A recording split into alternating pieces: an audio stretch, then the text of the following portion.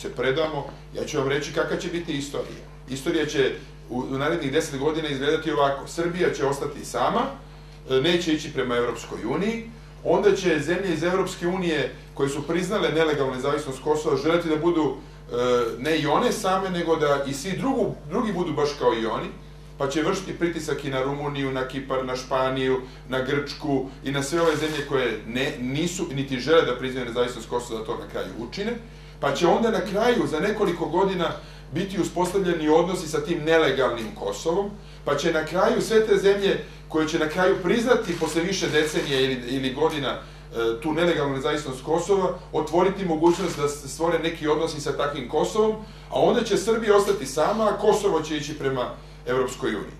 Jedini način da Srbija brani svoje interese da se integriše, da ne dozvoljava da Kosovo uspostavi institucionalne veze sa Evropskom unijom, već da traži da se te veze uspostavljaju preko države Srbije. To je jedini način, jedini način. Sve ostalo je suprotno našim interesima. Nećemo valjda da mi dopustimo da Kosovo ide prema Evropi, a da Srbija napusti svoje Kosovo.